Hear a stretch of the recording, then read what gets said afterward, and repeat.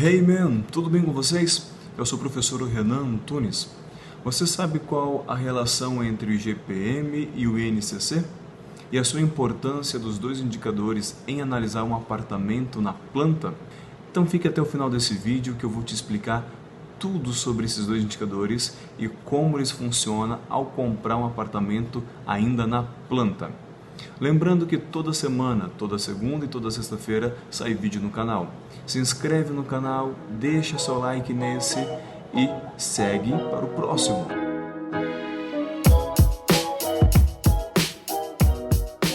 Mas o que é o IGPM, professor Renan?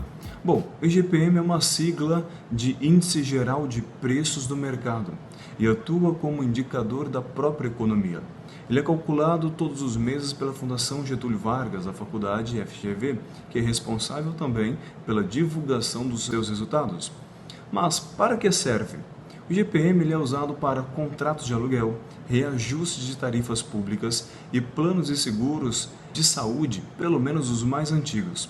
De forma simples, o IGPM serve para que os serviços de setores da economia possam fazer os reajustes necessários e manter o seu funcionamento.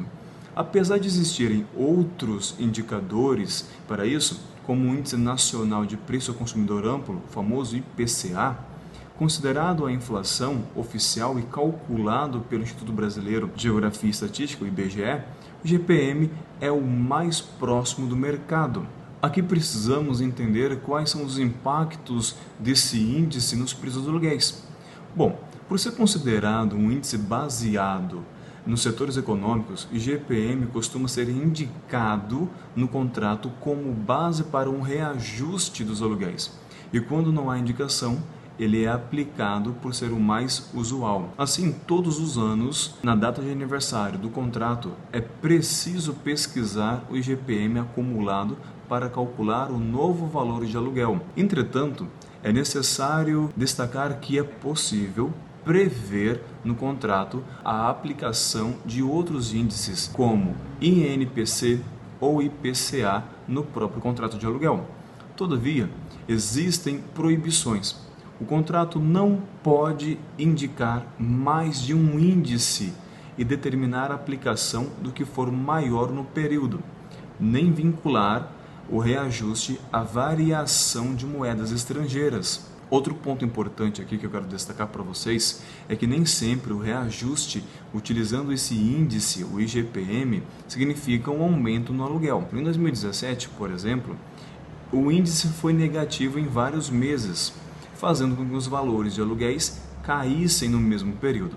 Desse modo, é essencial compreender o que é e como funciona o IGPM para ter um bom acompanhamento sobre a situação do mercado e como ficarão os seus investimentos, em especial o recebimento de aluguéis e de compra de um apartamento na planta. Só para nós destacarmos um pouco mais, o IGPM é considerado, ou melhor, é popularmente chamado de inflação de aluguéis ou inflação de aluguel. Esse apelido foi dado porque o reajuste anual dos contratos de aluguel geralmente tem, adivinha, o IGPM como base. Mas professor, o que é o INCC? Quando vamos comprar um imóvel, pesquisamos diversas coisas, principalmente como vamos pagar e quais são os impostos, taxas que estão envolvidos na compra ou que pode influenciar o valor do meu imóvel no futuro. Isso é normal. Juros para financiar, como por exemplo a taxa Selic, o IPCA,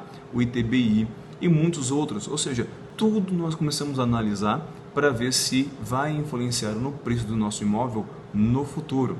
E um desses impostos é o INCC, que principalmente em imóveis que serão adquiridos na planta, ele é usado principalmente na compra de um imóvel dentro da planta, ainda estabelecido em planta.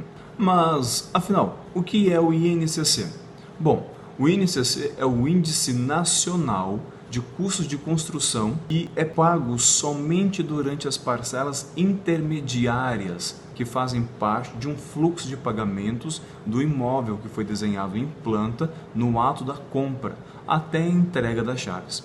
Vou explicar um pouco melhor como que vai funcionar o pagamento contínuo dessas parcelas intermediárias. Algumas pessoas descobrem que o valor inserido em suas mensalidades não conseguem de forma mais clara. Algumas pessoas, quando descobrem um valor inserido em suas mensalidades, não conseguem de forma mais clara calcular de onde surgiu o acréscimo na parcela e por isso se confundem no momento do pagamento da sua parcela. O principal erro é que muita gente acha que o INCC é um percentual que é cobrado sobre a mensalidade, quando, na verdade, o INCC incide sobre o valor devedor, ou seja, sobre o valor que falta a ser pago pelo comprador naquele imóvel na planta. Eu vou te explicar um pouco mais com detalhes e um exemplo mais prático sobre como é cobrado o INCC. Para exemplificar melhor o exemplo, acompanhe o raciocínio. Vamos considerar um imóvel no valor de R$900 mil, onde o comprador deu uma entrada de R$100 mil, dividindo então o valor de R$800 mil restante em 100 parcelas de R$8 mil mais INCC. Se considerarmos que a INCC no primeiro mês ficou calculada em 0,25%, então ficaria da seguinte forma o cálculo. O saldo devedor do primeiro mês, R$800 mil, pois o imóvel valia 900 mil, só que deu a entrada de 100 mil. O reajuste do saldo devedor mais INCC, ou seja, R$800 mil mais 0,25%. 0,25% é R$2 mil de 800, ou seja, 802 mil, que é o reajuste do saldo devedor. O valor da primeira parcela é dividido por 100, porque eu ainda vou pagar a primeira parcela. 802 mil dividido por 100, que vai dar 8.020.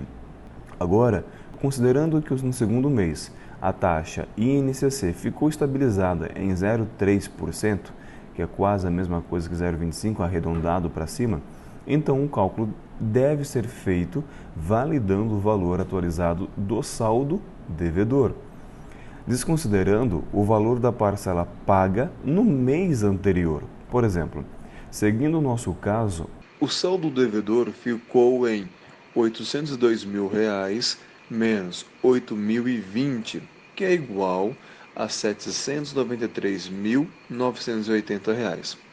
Para o novo cálculo, considere então esse valor.